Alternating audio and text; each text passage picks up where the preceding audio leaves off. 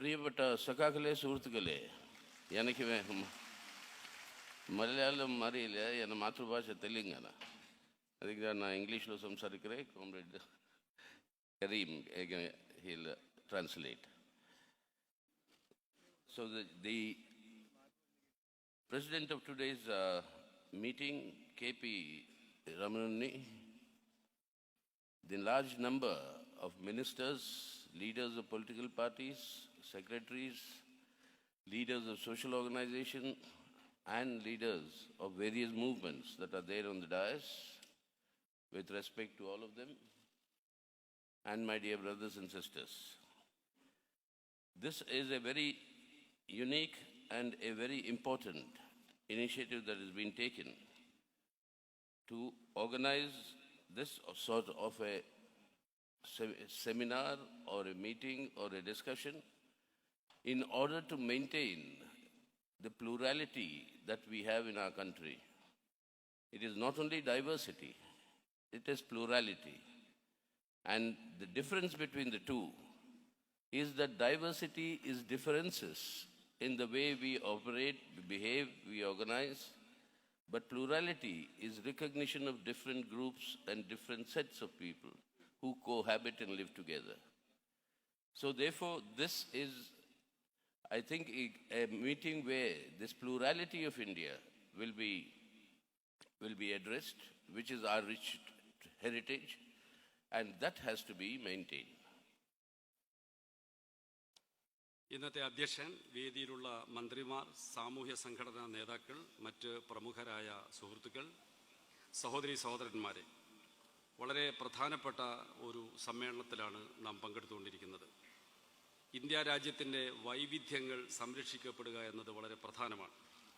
വൈവിധ്യങ്ങളെ അംഗീകരിക്കുകയും രാജ്യത്തിൻ്റെ വൈവിധ്യപൂർണമായ ഇന്നത്തെ അവസ്ഥ നിലനിർത്തുകയും ചെയ്യാനുള്ള പരിശ്രമത്തിൻ്റെ ഭാഗമാണ് ഈ മഹാസമ്മേളനം. Yes. That's why when we are discussing the question of the Uniform Civil Code and Article 44 of our Constitution, we must recollect very briefly what the discussion in the Constituent Assembly was when Dr. Baba Sahib Ambedkar, in part of the discussion, talked in terms of saying that this is an effort which has to be undertaken and achieved only through the cooperation of all sections of the people and through very, very deep discussions. This is part, Article 44 is part of the directive principles of state policy. These are not judiciable. Many, many noble ideas are there in it.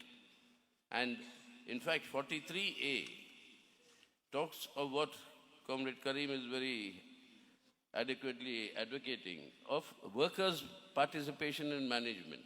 That is also a constitutional provision. But nobody talks of such provisions to be implemented. So there is a motivation why it is being raised today and why it has consistently been raised by the BJP as part of its three core communal issues. ഏകീകൃത civil code ഭരണഘടനയുടെ 44-ാം ഖണ്ഡികയിൽ മാർഗനിർദ്ദേശക തത്വങ്ങളിൽ ഉൾപ്പെടുത്തപ്പെട്ടതാണ്. ഭരണഘടനയെ സംബന്ധിച്ച് ചർച്ച ചെയ്ത ഭരണഘടനാ അസംബ്ലിയിൽ ഇത് സംബന്ധിച്ച് വലിയ വിവാദങ്ങളും ചർച്ചകളും നടക്കുകയുണ്ടായി. ഭരണഘടനാ സമിതിയുടെ ചെയർമാനായിരുന്ന ഡോക്ടർ അംബേദ്കർ വിപുലമായ ചർച്ചകളിലൂടെയും വിവിധ വിഭാഗങ്ങളുടെ സഹകരണത്തിലൂടെയും മാത്രമേ ഏക സിവിൽ കോഡ് പ്രാവർത്തികമാക്കാനും യാഥാർത്ഥ്യമാക്കാനും സാധിക്കൂ എന്ന നിലപാടാണ് സ്വീകരിച്ചത്.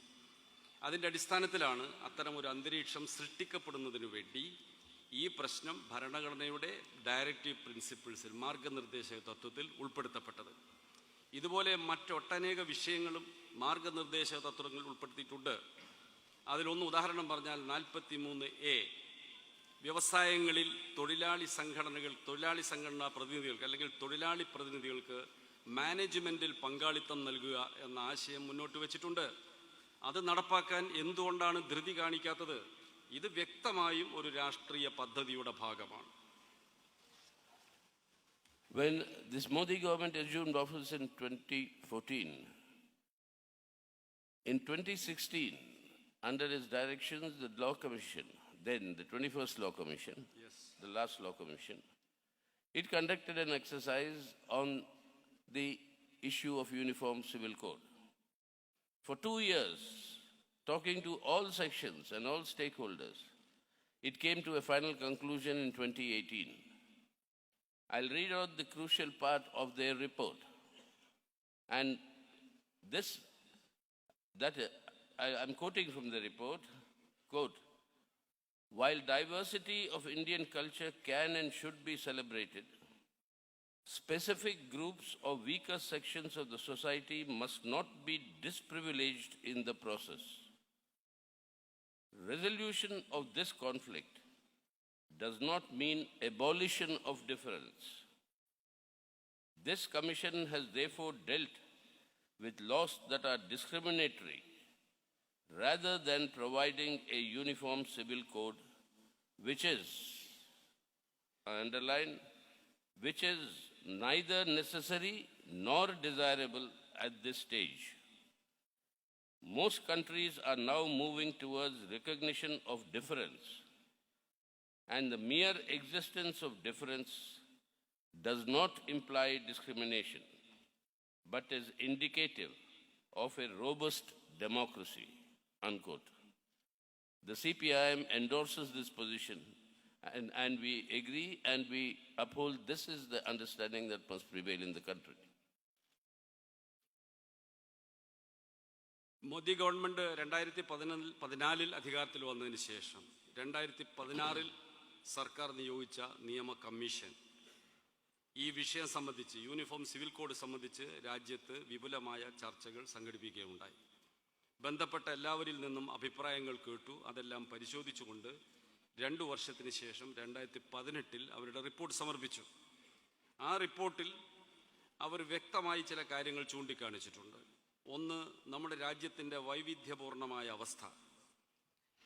ഏതു തരത്തിലുള്ള നടപടിയും അവശ വിഭാഗങ്ങളുടെ അവകാശങ്ങൾ വിവേചനത്തോടുകൂടി കാണുന്ന തലത്തിലാവരുത് എന്ന് ആ റിപ്പോർട്ടിൽ ചൂണ്ടിക്കാണിച്ചു.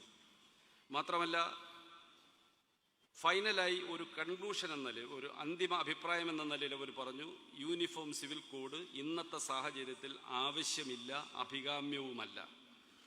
മാത്രമല്ല, ലോകത്ത് പല രാജ്യങ്ങളും വ്യത്യസ്തതകൾ നിലനിർത്താനും വൈവിധ്യങ്ങളുടെ സൗന്ദര്യം ഉയർത്തിപ്പിടിക്കാനും ശ്രമിച്ചുകൊണ്ടിരിക്കുന്ന ഒരു കാലഘട്ടമാണിത്. അത്തരമൊരു സന്ദർഭത്തിലാണ് ഇവിടെ ഏകീകരണം എന്ന പേരിൽ ഒരു പുതിയ ആശയവുമായിട്ട് വരുന്നത്. നമ്മുടെ ജനാധിപത്യത്തിൻ്റെ സുരഭിലമായ അന്തരീക്ഷം നിലനിർത്തുന്നതിന് പകരം ഏകീകരണം എന്ന പേരിൽ മറ്റ് ചില അജണ്ടയിലേക്കാണ് ഇവർ പോകുന്നത്. But at the same time, CPM believes that uniformity is not equality. The CPIM steadfastly champions the question of equal rights and equality, not only between men and women, that is gender equality, but equality of all human beings, irrespective of their caste, their creed, or their gender. But in order to achieve this, which is a constitutional guarantee, this equality, but in order to achieve this, it is necessary that any need for a reform in personal or customary laws in any community or section must be undertaken in consultation with specific communities and the democratic participation of all, that is men and women. Without undertaking this process, any superimposition of any order is something that the CPM relentlessly opposes and will continue to oppose to even today's conditions. ഏകീകരണമെന്ന് പറഞ്ഞാൽ സമത്വം സൃഷ്ടിക്കലല്ല. ജനങ്ങൾക്കിടയിൽ സമത്വം ഉണ്ടാകുന്നതിനെ CPIM എല്ലായ്പ്പോഴും അനുകൂലിക്കുന്നു. അത് ലിംഗസമത്വം മാത്രമല്ല, വിവിധ ജനവിഭാഗങ്ങൾ തമ്മിൽ, വിവിധ സാമൂഹിക വിഭാഗങ്ങൾ തമ്മിലൊക്കെ സമത്വപൂർണമായ ബന്ധങ്ങൾ സ്ഥാപിക്കപ്പെടുക എന്ന ഒരു പൊതുവായ ആശയമാണ്. ഏതെങ്കിലും സമുദായത്തിൽ, ഏതെങ്കിലും സമൂഹത്തിൽ, ഏതെങ്കിലും വിഭാഗത്തിൽ നിലവിലുള്ള ആചാരങ്ങൾ പരിഷ്കരിക്കപ്പെടണമെന്നുണ്ടെങ്കിൽ ആ വിഭാഗത്തിനിടയിൽ വിപുലമായ ചർച്ചകൾ സംഘടിപ്പിച്ചുകൊണ്ട് ജനാധിപത്യപരമായ അഭിപ്രായ വിനിമയത്തിന് അവസരം നൽകിക്കൊണ്ട് വേണം അത്തരമൊരു പരിശ്രമം നടത്താൻ. അതൊന്നുമില്ലാതെ ഏകപക്ഷീയമായി അടിച്ചേൽപ്പിക്കുന്നത് അഭികാമ്യമല്ല. ജനാധിപത്യപരമായ ഒരു പ്രക്രിയയിലൂടെ എല്ലാവരുടെയും അഭിപ്രായങ്ങൾ ഉൾക്കൊണ്ടുകൊണ്ടുള്ള മാറ്റങ്ങൾ വരുത്തുക എന്ന നിലപാടിനോടാണ് CPIM എക്കാലത്തും യോജിച്ചിട്ടുള്ളത്. That's why during the discussions in our Constituent Assembly, when this constitution was finally adopted, there was a underlying understanding that in India, given our diversity and plurality, the strengthening of the unity and integrity of our country and of unity of the people can happen only when you strengthen the bonds of commonality amongst this diversity. It cannot be strengthened by imposing a uniformity on this diversity. Any effort to impose a uniformity will tear our social fabric asunder. With this understanding, there are today 11 provisions in our Constitution recognizing and granting special conditions and special specificities for different regions, different sets of people. That is Article 371.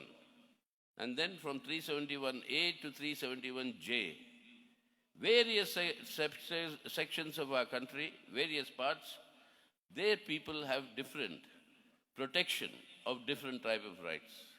That is the recognition of this plurality.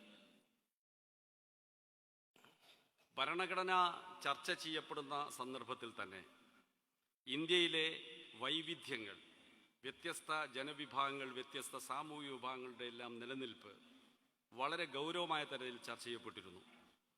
ഈ diversity അല്ലെങ്കിൽ വൈവിധ്യം എന്ന് വൈവിധ്യത്തെ അംഗീകരിക്കലാണ് ഇതിൻ്റെ എല്ലാം ഉള്ളടക്കമെന്ന് ആ ചർച്ചകളിൽ നിന്നെല്ലാം വളരെ വ്യക്തമാണ്. രാജ്യത്തിൻ്റെ അഖണ്ഡതയും ഐക്യവും നിലനിർത്തണമെങ്കിൽ ഈ തത്വം അംഗീകരിച്ചേ മതിയാവും. വൈവിധ്യങ്ങൾ നിലനിർത്തിക്കൊണ്ടു പോകാൻ ആവശ്യമായ പക്വമായ നിലപാടാണ് സ്വീകരിക്കേണ്ടതെന്ന് ഭരണഘടനയുടെ വിവിധ വകുപ്പുകൾ പരിശോധിച്ചാൽ മനസ്സിലാകും.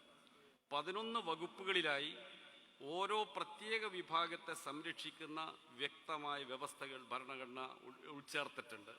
371 വകുപ്പിലെ 371A മുതൽ J വരെ ഇന്ത്യയിലെ വ്യത്യസ്ത സാമൂഹ്യ വിഭാഗങ്ങൾക്ക്, വംശങ്ങൾക്ക് അവരുടെ വ്യത്യസ്തതയും ആചാരങ്ങളും സംരക്ഷിക്കാനുള്ള വ്യവസ്ഥകളാണ്. ഇതൊന്നും പരിഗണിക്കാതെയാണ് ഇപ്പോഴത്തെ ചർച്ച.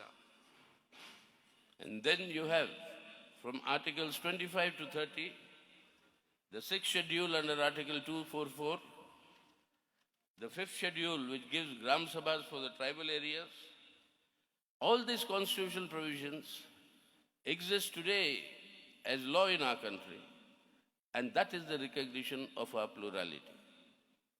We can give millions of examples of how plural our society is, and this is not confined to any one religion or between one or two religions. It's confined, it expands and grows into differences in custom, in personal laws, in personal traditions that are adopted within the religious communities themselves to a very, very wide extent. ഭരണഘടനയുടെ 25 മുതൽ 30 വരെ വകുപ്പുകളിലും ഇത്തരം പ്രശ്നങ്ങൾ വിശദമായി ചർച്ച ചെയ്തിട്ടുണ്ട്. 5th ഭരണഘടനയുടെ 5ാം ഷെഡ്യൂളിൽ വിവിധങ്ങളായ ഗോത്രവർഗ സമുദായങ്ങളുടെ അവകാശങ്ങൾ സംരക്ഷിക്കുന്നതിനുള്ള വ്യവസ്ഥകൾ കൃത്യമായി എഴുതി ചേർത്തിട്ടുണ്ട്. ഇതിന് നിരവധി ഉദാഹരണങ്ങൾ നമുക്ക് ഭരണഘടനയിൽ നിന്ന് എടുക്കാൻ സാധിക്കും. മത സാമുദായിക വിഭാഗത്തിനിടയിലും വ്യത്യസ്തങ്ങളായ വ്യക്തി നിയമങ്ങളും പാരമ്പര്യങ്ങളും മതപരമായ അനുഷ്ഠാനങ്ങളുടെ അടിസ്ഥാനത്തിലുള്ളവയും നിലനിൽക്കുന്നുണ്ട്.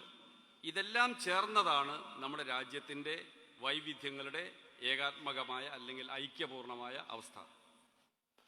That's right. Just for some illustrations, you look at the differences that exist in our country. If you go to the tribal India, in the Khasi tribes, you have the women which is the head of the family. The men have absolutely no role to play there. In terms of even property divisions, it is the woman. And legally, it is the woman that has the right and to enter into property disputes. You go today to Kinnaur in Himachal Pradesh, that district bordering our international borders.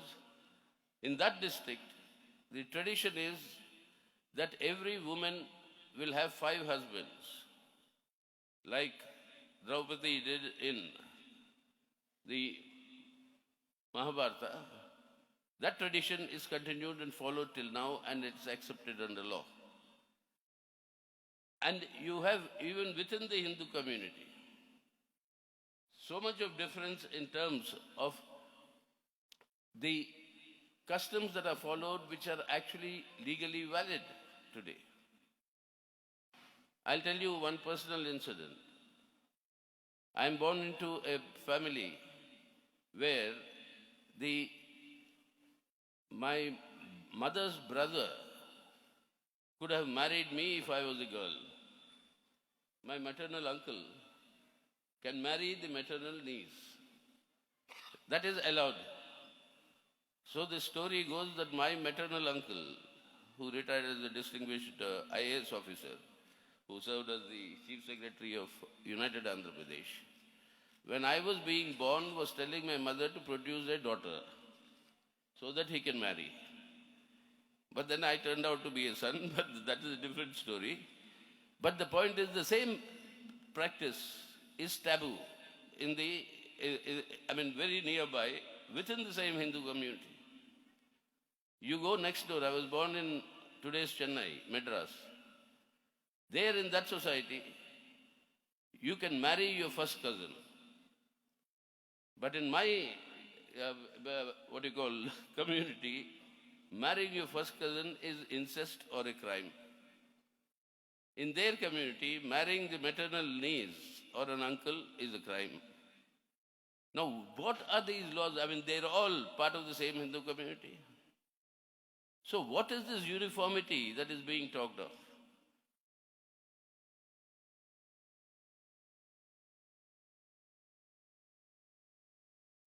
നമ്മുടെ രാജ്യത്ത് വ്യത്യസ്ത ജനവിഭാഗങ്ങൾക്കിടയിൽ ഒരുപാട് വൈവിധ്യങ്ങൾ ജീവിത രീതികളിൽ, ആചാരങ്ങളിൽ, വിശ്വാസങ്ങളിലെല്ലാം നിലനിൽക്കുന്നുണ്ട്.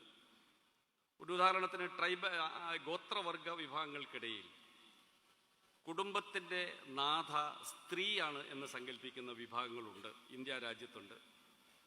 ഹിമാചൽ പ്രദേശിൽ അന്താരാഷ്ട്ര അതിർത്തിയോടടുത്ത ഒരു പ്രദേശത്ത് ഒരു സ്ത്രീക്ക് 5 ഭർത്താക്കന്മാർ വരെ ആവാം. മഹാഭാരതത്തിലെ ദ്രൗപദിയുടെ സങ്കല്പം പോലെ ഹിന്ദു സമുദായത്തിൽ വ്യത്യസ്ത വിഭാഗങ്ങൾക്കിടയിൽ വ്യത്യസ്ത ആചാരങ്ങൾ നിലനിൽക്കുന്നുണ്ട്. ഇതിനെല്ലാം നിയമപരമായ സംരക്ഷണം, ചട്ടങ്ങളിൽ സംരക്ഷണം നൽകപ്പെട്ടിട്ടുണ്ട്. സീതാറാമൻ്റെ കുടുംബത്തിൻ്റെ തന്നെ ഒരു അനുഭവമാണ് അദ്ദേഹം പറഞ്ഞത്. അദ്ദേഹത്തിൻ്റെ അമ്മയുടെ സഹോദരൻ്റെ അമ്മയുടെ മക്കൾക്ക് വിവാഹം ചെയ്യാൻ അനുമതി ഉണ്ടായിരുന്ന ഒരു വ്യവസ്ഥ ആ സമുദായത്തിലുണ്ടായിരുന്നു. അതിലുണ്ടായിരുന്ന ഒരാൾ ഒരു ഉയർന്ന IAS ഉദ്യോഗസ്ഥനായിരുന്നു എന്ന കാര്യം സാന്ദർഭികമായി അദ്ദേഹം പറഞ്ഞു. ഇതുപോലെ തന്നെ ഫസ്റ്റ് കസിനെ വിവാഹം ചെയ്യാൻ അനുവാദം നൽകുന്ന രീതി ചില സമുദായങ്ങളിൽ, ഹിന്ദു സമുദായങ്ങളിൽ എടുക്കുന്നുണ്ട്. മറ്റ് സമുദായങ്ങളിൽ, മറ്റ് വിഭാഗങ്ങളിൽ അത് പാടില്ല എന്ന വ്യവസ്ഥയുണ്ട്. ഇങ്ങനെയുള്ള ഒട്ടേറെ വൈവിധ്യങ്ങൾ ഹിന്ദു സമുദായത്തിൽ തന്നെ നിലനിൽക്കുകയും അത് അംഗീകരിക്കപ്പെടുകയും നിയമപരമായി സംരക്ഷിക്കപ്പെടുകയും ചെയ്യുന്ന ഒരു രാജ്യത്താണ് നമ്മൾ ജീവിച്ചുകൊണ്ടിരിക്കുന്നത്. And then there are different inheritance laws within the Hindu community itself. In different parts, women's role in the inheritance is always been under a question mark, and big struggles had to be waged by us in order to give them equal share in the property. And then, of course, you have the worst of the situations, which is the caste question. Even today, the question of widows' remarriage, even if when you have the law, what is the practice? You go today to our Prime Minister's constituency, you will find how that has been violated, but no action is taken against anybody.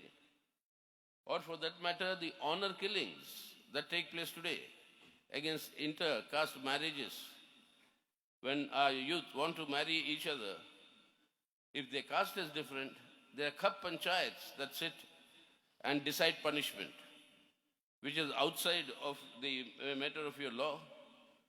And then there is the very, very big issue of what is called the Hindu Undivided Family Act, through which there are huge tax exemptions, which nobody else or belonging to any other community can avail of, but the HUF exists today, and some lakhs of crores of rupees of tax is evaded through that phase. So when you talk of uniformity, is there any idea what is this government wanting to talk about? But I think, and we all think, that that is not the issue of uniformity in civil code. This uniform civil code is a slogan that is meant to sharpen communal polarization and not to actually achieve any uniformity at all, but to be used as a political tool by the BJP for its sharpening of communal polarization. സ്വത്തവകാശ നിയമങ്ങൾ സംബന്ധിച്ചും ഒരുപാട് വ്യത്യസ്തതകൾ വ്യത്യസ്ത സമുദായങ്ങൾക്കിടയിൽ നിലവിലുണ്ട്. കുടുംബത്തിൻ്റെ സ്വത്തിൽ സ്ത്രീകൾക്ക് അവകാശമില്ലാത്ത അവസ്ഥ ഹിന്ദു സമുദായത്തിൽ വ്യാപകമായി ചില പ്രദേശങ്ങളിൽ നിൽക്കുന്നുണ്ട്, ചില വിഭാഗങ്ങളിൽ നിൽക്കുന്നുണ്ട്.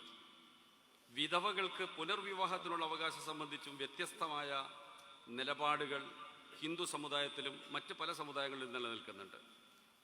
ജാതീയേതര വിവാഹിതരാകുന്നവരെ ദുരഭിമാന കൊല നടത്തുന്ന എത്രയെത്ര സംഭവങ്ങൾ നമ്മുടെ രാജ്യത്തുണ്ടായിട്ടുണ്ട്. ഖാപ്പ് പഞ്ചായത്ത്, ഗ്രാമതലത്തിൽ സമുദായത്തിൻ്റെ പഞ്ചായത്ത് കൂടി ശിക്ഷ വിധിക്കുന്ന സമ്പ്രദായങ്ങൾ ഇന്നും വടക്കേ ഇന്ത്യയിൽ പല ഗ്രാമങ്ങളിലും നിലനിൽക്കുന്നുണ്ട്. ഹിന്ദു അവിഭക്ത കുടുംബത്തിന് നികുതി ഇളവുകൾ കിട്ടുമെന്നതിനാൽ ലക്ഷക്കണക്കിന് കോടി ഉറുപ്പികയുടെ നികുതി ഇളവ് തട്ടിപ്പ് നടത്തുന്ന സമ്പ്രദായം നിലനിർത്തിപ്പോരുന്ന രീതികൾ നമ്മുടെ രാജ്യത്തുണ്ട്. ഇതിനിടയിൽ എന്താണ് ഈ യൂണിഫോമിറ്റി എന്നുകൊണ്ട് BJP ഉദ്ദേശിക്കുന്നത്? എങ്ങനെയാണ് സർക്കാർ യൂണിഫോമിറ്റി ഉണ്ടാക്കാൻ പോകുന്നത്? ഈ യൂണിഫോം സിവിൽ കോഡ് എന്ന് പറയുന്ന വിവാദം ഇപ്പോൾ ഉയർത്തിയത് സാമുദായികമായ ഭിന്നത രൂക്ഷമാക്കുന്നതിന് വേണ്ടിയാണ്, അല്ലാതെ ഒരു ഏകീകരണവും ഉണ്ടാക്കുക എന്ന ലക്ഷ്യമല്ല ഇതിൻ്റെ പിന്നിലുള്ളത്. That's why after this announcement was made, you had the Nagaland Chief Minister come to Delhi, meet the Union Home Minister. And after meeting the Home Minister, the Nagaland Chief Minister came out and publicly addressed the media. And he said, we have been assured that the proposed UCC will not apply to the tribals. It will not apply to Christians. They will be exempted. That assurance has been given. The Sikhs, the Sikh community, with the Chief Minister of Punjab, openly demanding, they said that has been accepted, the Sikhs will be exempted. The Parsis, they said we are a very small community, therefore we should be exempted from the UCC. In Goa, the Defense Minister very proudly said, the BJP government has brought a UCC, which is there in Goa. And what does the UCC say? That if a wife doesn't produce children, particularly a male child, by a certain age, this husband has the right, the legal right, to take another wife. That is bigamy. That is allowed in Goa. You say then all Parsis are exempt, your Sikhs are exempt, then Christians are exempt, then tribals are exempt. Who is left? And that is where the actual purpose of this whole exercise of UCC comes before us, which we have to understand and resist. Nagaland മുഖ്യമന്ത്രി കേന്ദ്ര ആഭ്യന്തരമന്ത്രി അമിത് ഷായെ കണ്ട് പട്ടിക വർഗ വിഭാഗങ്ങളെ, ഗോത്ര വിഭാഗങ്ങളെ ഏകീകൃത സിവിൽ കോഡിൽ നിന്ന് ഒഴിവാക്കണം എന്ന് ആവശ്യപ്പെടുകയുണ്ടായി. അമിത്ഷായുമായി ചർച്ച കഴിഞ്ഞ് അദ്ദേഹം പുറത്തു വന്നതിന് ശേഷം പത്രക്കാരെ കണ്ടപ്പോൾ അദ്ദേഹം പറഞ്ഞു, ഗോത്രവർഗ വിഭാഗത്തെ യൂണിഫോം സിവിൽ കോഡിൽ നിന്ന് ഒഴിവാക്കാമെന്ന് ഉറപ്പ് ലഭിച്ചിട്ടുണ്ട്. അതുപോലെ ക്രൈസ്തവ വിഭാഗത്തെയും മറ്റ് ചില ഗോത്രവർഗ വിഭാഗങ്ങളിൽപ്പെട്ട മറ്റ് ചില വിഭാഗങ്ങളെയും ഒഴിവാക്കാമെന്ന് സമ്മതിച്ചതായും അവകാശവാദം ചില കേന്ദ്രങ്ങളിൽ നിന്ന് ഉയർന്നു വരികയുണ്ടായി. സിഖ് സമുദായത്തെ ഏകീകൃത സിവിൽ കോഡിൽ നിന്ന് ഒഴിവാക്കണമെന്ന് പഞ്ചാബ് മുഖ്യമന്ത്രി ആവശ്യപ്പെടുകയുണ്ടായി. അതുപോലെ പാർസി വിഭാഗത്തെ ഒഴിവാക്കണമെന്ന് അവരുടെ സംഘടനാ പ്രതിനിധികൾ ഗവൺമെൻറ്റിനോട് ആവശ്യപ്പെടുകയാണ്.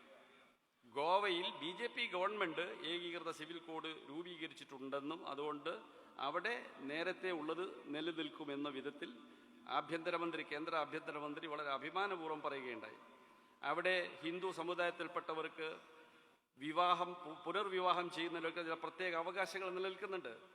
അപ്പോൾ BJP ഇപ്പോൾ പ്രധാനമന്ത്രി പറയുന്ന ഏകീകൃത സിവിൽ കോഡ് ആർക്ക് വേണ്ടി, എന്തിനു വേണ്ടി എന്നതാണ് ഈ വിവാദം ഉണ്ടാക്കിയത്, എന്തിനാണ് എന്നതാണ് ആലോചിക്കേണ്ട ഗൗരവമായ പ്രശ്നം.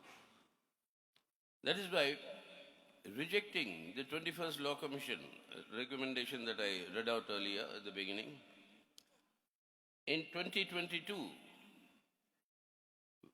in a case that has been filed and was heard by the Supreme Court, the central government was asked to submit their opinion on this uniform civil code.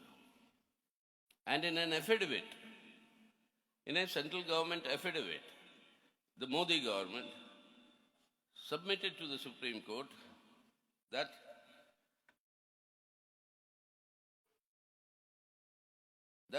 different property and matrimonial laws is an affront to national unity, unquote.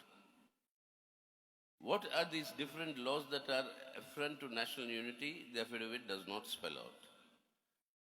But on the basis of this affidavit, rejecting the 2018 Law Commission recommendation, the Prime Minister addresses who? He addresses the polling agents of the BJP in a constituency connected with the elections. And in that address, he mentions that latest speech that is now circulating, that in a family you cannot have two laws for two sons. Now, what are these two laws? What is this concept of two? We've just discussed from the Khasi tribes to the Hindu society, to Khap Panchayats, to the Hindu Undivided Family Act. There are so many different laws and different practices that are valid and validated by our constitution, constitutional provisions. But then here it is picked out as two. And it is on this basis of saying there cannot be two laws, the game is very clear that this is a entire exercise to sharpen the communal polarization, to sharpen the Hindu-Muslim communal polarization. That is why the slogan has been raised, and with a view of 2024 general elections. This is the entire game that is being played out. 21ാം നിയമ കമ്മീഷന്റെ ശുപാർശകൾ ഈ government തള്ളിക്കളഞ്ഞിരിക്കുകയാണ്. Supreme കോടതിയിൽ uniform civil code സംബന്ധിച്ച് വന്ന വ്യവഹാരത്തിൽ India government സമർപ്പിച്ച അഫിഡവിറ്റിൽ താഴെ പറയുന്ന വിധത്തിൽ പറയുന്നുണ്ട്: രാജ്യത്ത് സ്വത്തവകാശം സംബന്ധിച്ചും വിവാഹ അവകാശങ്ങൾ സംബന്ധിച്ചും വ്യത്യസ്തങ്ങളായ നിയമങ്ങൾ നിലനിൽക്കുന്നത് രാജ്യത്തിൻ്റെ ഐക്യത്തിന് ഹാനികരമാണ് എന്ന്. ഇതിനർത്ഥം 2018 നിയമ കമ്മീഷൻ്റെ റിപ്പോർട്ട് അവർ തിരസ്കരിക്കുന്നു എന്നാണ്. മധ്യപ്രദേശിൽ BJPയുടെ പോളിംഗ് ഏജന്റുമാരുടെ ഒരു മീറ്റിങ്ങിലാണ് പ്രധാനമന്ത്രി യൂണിഫോം സിവിൽ കോഡ് നടപ്പാക്കുന്നതിൻ്റെ ആവശ്യകത പരസ്യമായി പറഞ്ഞത്. അദ്ദേഹത്തിൻ്റെ പ്രസംഗത്തിൽ പറഞ്ഞു, ഒരു കുടുംബത്തിൽ 2 നിയമങ്ങൾ പാടില്ല എന്ന വിധത്തിൽ. അത് വിശദീകരിച്ചുകൊണ്ട് അദ്ദേഹം പറഞ്ഞു, ഇപ്പോൾ തന്നെ ഇന്ത്യ രാജ്യത്ത് കാസി വിഭാഗം, ഗോത്രവർഗ വിഭാഗങ്ങൾ, മറ്റൊട്ടേറെ വിഭാഗങ്ങൾ, പാർസി, സിഖ് തുടങ്ങിയ ഒട്ടേറെ വിഭാഗങ്ങൾക്കിടയിൽ ഒരുപാട് വൈവിധ്യങ്ങൾ സ്വത്തവകാശം സംബന്ധിച്ചും വിവാഹം സംബന്ധിച്ചും ഒക്കെ നിലനിൽക്കുന്നുണ്ട്. അങ്ങനെ ഇരിക്കെ ഇപ്പോൾ ഈ ഏക സിവിൽ കോഡ് എന്ന വിവാദം കൊണ്ടുവന്നത് വളരെ കൃത്യമാണ്. ഹിന്ദു മുസ്ലിം വിഭാഗീയത സൃഷ്ടിച്ച് 2024 തെരഞ്ഞെടുപ്പിൽ നേട്ടമുണ്ടാക്കുക എന്ന രാഷ്ട്രീയ ലക്ഷ്യമാണ് ഈ വിവാദത്തിൻ്റെ പിന്നിലുള്ളത്. That is why this whole exercise that has been initiated now, the focus on the Uniform Civil Code, the suspicion why this is raised for is basically for sharpening polarization. That becomes stronger on the basis of the background of developments that have taken place during the last 9 years. You have laws in the name of love jihad, where a particular community is targeted. You have laws which actually now restrict interfaith marriages, dissuade them that they should not take place, or create conditions where it becomes very difficult for youngsters belonging to different faiths to get married, even though you have a special marriages act in the country that permits them. You have laws in all BJP ruled states in the name of cow protection, where a certain community is being targeted. And then you had the CAA that's brought out, where the focus target was that of our Muslim brothers and sisters. And then, of course, you had the abrogation of Article 370 and the dissolution of the only Muslim majority state in India, that is Jammu and Kashmir. Now, all these things, the string of these developments, and on top of that, this being said by the Prime Minister today of saying that two laws cannot be, when you have these multiple differences that we discussed now, why the singling of the two laws? That is what strengthens this particular suspicion that this is actually a weapon for communal polarization to be used for electoral and political purposes in the 2024 general elections. പലവിധത്തിലുള്ള അഭ്യാസങ്ങൾ നടത്തി കഴിഞ്ഞതിന് ശേഷം ഇപ്പോൾ കേന്ദ്രീകരിക്കുന്നത് ഏകീകൃത civil code വിഷയത്തിലാണ്. കഴിഞ്ഞ 8-9 വർഷക്കാലത്തിനിടയിൽ മോദി ഗവൺമെൻറ്റിൻ്റെ കാലഘട്ടത്തിൽ വിവിധങ്ങളായ നിയമങ്ങൾ സാമുദായിക ധ്രുവീകരണം ലക്ഷ്യം വെച്ചുകൊണ്ട് ഉണ്ടാക്കുകയുണ്ടായി. ലവ് ജിഹാദ് തടയാനുള്ള നിയമം, വ്യത്യസ്ത മതത്തിൽപ്പെട്ടവർ തമ്മിലുള്ള വിവാഹം നിരോധിക്കുന്ന നിയമം, ചെറുപ്പക്കാരായ ആളുകൾക്കിടയിൽ ജാതിയേതര മതേതര വിവാഹങ്ങൾ നടക്കുന്നത് സ്പെഷ്യൽ മാരേജസ് ആക്ട് പ്രകാരം അനുവദനീയമായിരുന്നു. ചെറുപ്പക്കാർക്കിടയിൽ മാത്രമല്ല, ചെറുപ്പക്കാരുടെ ഇടയിലാണ് പ്രവണതയുള്ളത്. ഇന്നിപ്പോൾ അതിനെ തടസ്സപ്പെടുത്തുന്ന നിയമങ്ങൾ വരികയാണ്. ഗോ സംരക്ഷണം എന്നതിൻ്റെ പേരിൽ പ്രത്യേക നിയമങ്ങൾ ഉണ്ടാക്കുകയും ഒരു പ്രത്യേക സമുദായത്തെ ടാർഗറ്റ് ചെയ്യുകയും ചെയ്യുന്നു. പൗരത്വ നിയമ ഭേദഗതിയും മുസ്ലിങ്ങളെ ലക്ഷ്യം വെച്ചുകൊണ്ടാണ് കൊണ്ടുവന്നത്. ഭരണഘടനയുടെ 370-ാം വകുപ്പ് എടുത്തു കളഞ്ഞത് ഇന്ത്യ രാജ്യത്ത് മുസ്ലിം ഭൂരിപക്ഷമുള്ള ജമ്മു കാശ്മീർ എന്ന് പറയുന്ന ഏക സംസ്ഥാനത്തെ കേന്ദ്രഭരണ പ്രദേശങ്ങളാക്കി മാറ്റുക ഉൾപ്പെടെ ചെയ്തതും ഒരു പ്രത്യേക സമുദായത്തെ മാത്രം ലക്ഷ്യം വെച്ചുകൊണ്ടാണ്. പ്രധാനമന്ത്രി ഇപ്പോൾ ഒരു വീട്ടിൽ 2 നിയമങ്ങൾ പാടില്ല എന്ന് പറയുന്നതും സാമുദായിക ധ്രുവീകരണം ലക്ഷ്യം വെച്ചുകൊണ്ട് മാത്രമാണ്. That is why today it's not only communal polarization for electoral purposes or political purposes. That of course it is. But it is much more dangerous in the sense the very unity, integrity of our social fabric. If that has to be maintained, these sort of divisive, polarizing slogans and efforts in order to achieve their political objective, that is very dangerous to the concept of India as we all know, as defined in our constitution. The secular democratic Republic of India, that Republic of India is sought to be converted or transformed into what they would want, which is the political project of a rabidly intolerant, fascistic Hindutva Rashtra. If this project has to succeed, then the present constitution, the present constitutional order, that cannot exist. If that exists, then this transformation is not possible. That is why you find today a relentless attacks on the 4 foundational pillars of our constitution: secular democracy, economic sovereignty, social justice, and federalism. These four are being assaulted, and part of this four to assault to convert the secular democratic republic into their intolerant fascistic Hindutva Rashtra. It is necessary to sharpen this communal polarization. That is why not one word comes out of our Prime Minister against all these calls for genocide that are given by various so-called leaders of religious faiths of the Hindu community. 75 days, an ethnic conflict is going on, again connected with the civil code. Ethnic conflict going on in Manipur, but not one word from our Prime Minister. Means what? Allow these tensions and strife to continue. And the larger design is to change the character of the Republic of India.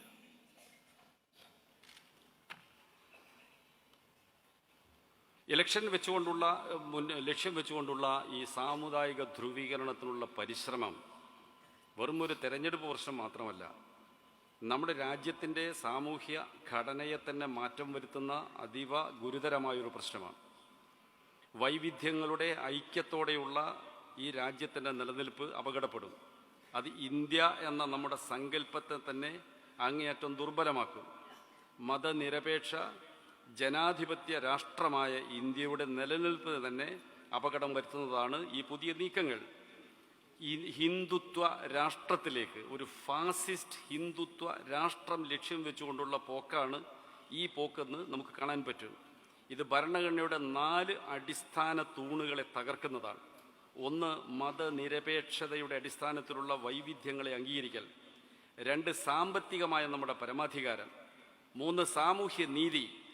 4, federalism എന്ന് പറയുന്ന തത്വം. ഇതിനെല്ലാം തകർക്കുന്നതാണ് ഇപ്പോഴത്തെ ഈ നീക്കം. വംശഹത്യകൾ നമ്മുടെ രാജ്യത്ത് പെരുകി വരികയാണ്. കഴിഞ്ഞ 75 ദിവസമായി മണിപ്പൂരിൽ നടന്നുകൊണ്ടിരിക്കുന്ന സംഭവങ്ങൾ ആരെയും വേദനിപ്പിക്കുന്നതാണ്. എന്നാൽ ഇന്ത്യയുടെ പ്രധാനമന്ത്രി ഇത് സംബന്ധിച്ച് ഒരു വാക്ക് പോലും മിണ്ടിയിട്ടില്ല.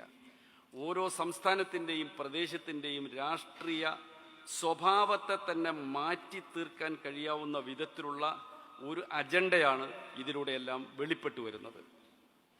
So this struggle today, the Uniform Civil Code, is part of the larger struggle to safeguard and preserve the character of independent India, which is based on the foundations of plurality and the recognition of equal status to every single diversity that we have in our country, whether it's language, whether it's religion, whether it's custom, whether it's our traditions, etc.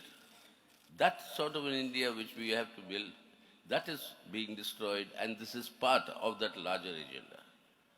That is why we all have to realize, my dear friends, that this is a battle that will define whether India, that is Bharat, will remain the secular democratic India that we all know of, in which all of us were born.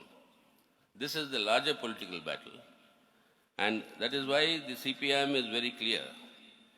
We are saying that we go by the understanding that we always maintain, but the 21st Law Commission also has said that we should deal with laws that are discriminatory. Laws, practices, customs in every community, every section that are discriminatory. That has to be corrected in consultation with the entire community. And it is not a question of a uniform civil code being imposed from the top. That is why uniformity does not mean equality. The CPIM stands for equality like the Constitution of India stands for equality. And it is that equality that we should all fight for, that every one of us is first a human being and then everything else that follows.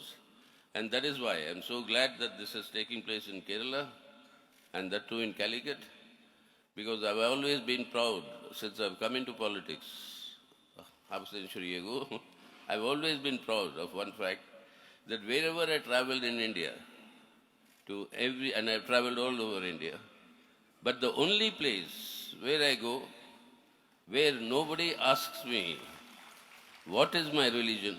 What is my caste? Where do I come from? Only place where I'm treated as a human being is in Kerala.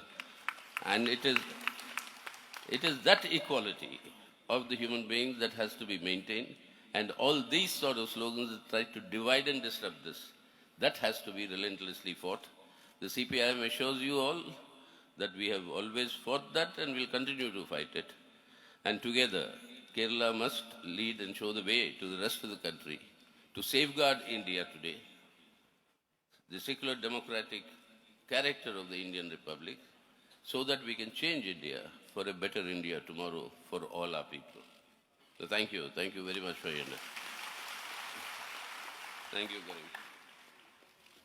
ഏകീകൃത civil കോഡിന് വേണ്ടിയുള്ള ഒരു ദീർഘകാല പദ്ധതിയാണ് ഈ ഭരണകർത്താക്കളുടെ മനസ്സിലുള്ളത്. ഇത് നമ്മുടെ രാജ്യത്തിൻ്റെ ഇന്നത്തെ സ്വഭാവം, രാഷ്ട്രത്തിൻ്റെ വൈവിധ്യപൂർണമായ അവസ്ഥ, അതുപോലെ വിവിധ സമുദായങ്ങൾ വംശങ്ങളെല്ലാം അനുഭവിച്ചു വരുന്ന സമത്വത്തിനു വേണ്ടിയുള്ള അവരുടെ അഭിവാഞ്ച, ഇതിനെയെല്ലാം തകർക്കുന്നതാണ്. ഭാഷ, മതം, ആചാരം, പാരമ്പര്യം എന്നിവയെല്ലാം വ്യത്യസ്തതകളുള്ള ഒരു രാജ്യത്ത് അതെല്ലാം നിലനിർത്തിക്കൊണ്ട് ജീവിക്കാനുള്ള ഇന്ത്യക്കാരുടെ അവകാശത്തിന് നേരെയാണ് ഈ വെല്ലുവിളി ഉയർന്നത്. അതുകൊണ്ടാണ് ഇതിനെതിരായ പ്രക്ഷോഭത്തിൻ്റെ ശക്തി അല്ലെങ്കിൽ യോജിപ്പ്, ഐക്യം വളർന്നു വരേണ്ട ആവശ്യം ഉയർന്നു വന്നിരിക്കുന്നത്. വിപുലമായ ഒരു രാഷ്ട്രീയ പോരാട്ടത്തിന് നാം സന്നദ്ധമാകേണ്ടതുണ്ട്.